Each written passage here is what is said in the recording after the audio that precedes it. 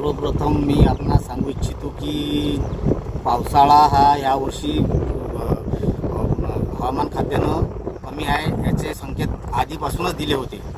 परंतु असे असताना सुद्धा आमच्या ह्या भातकुली तालुक्यात परिसरामध्ये पेरणीला सध्या सुरुवात झालेली आहे. पण ज्या प्रमाणात पाऊस पडायला पाहिजे त्या प्रमाणात अजूनपर्यंत पाऊस झालेला नाही.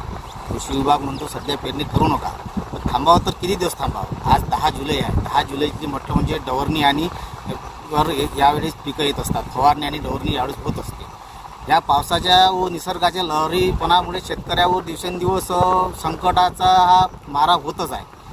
शासकीय संकट, त्यानंतर नैसर्गिक संकट, सुलतानी संकट म्हणा, आसमानी संकट म्हणा, या संकटातून त्याची असं वाटते की कधी सुटका होणारच नाही.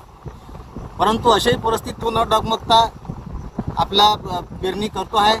2-4 दिवसाच्या पूर्वी रिमझिम पाऊस ह्या परिसरामध्ये झालेला आहे आणि त्याच भरोशावर हा शेतकरी इथं या परिसरातला पेरणी करतो आहे.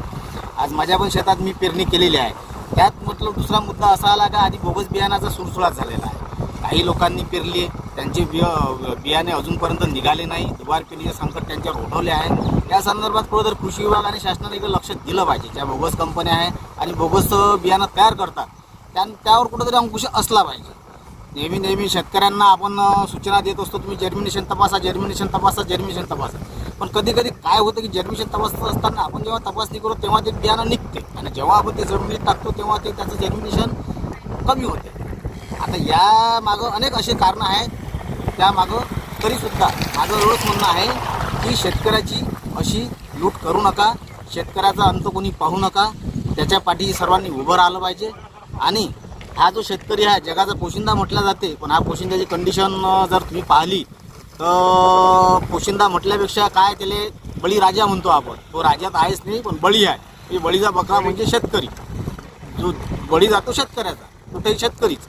असे असताना माझी शासनाला आणि प्रशासनाला विनंती आहे की हे बोगस बियाण्यावर आपण ताबडतोब कारवाई करावी आणि जो काही या शेतकऱ्यांना फटका बसला आहे त्या संदर्भात आपण थोडी आर्थिक मदतीची जी घोषणा आहे ती करावी.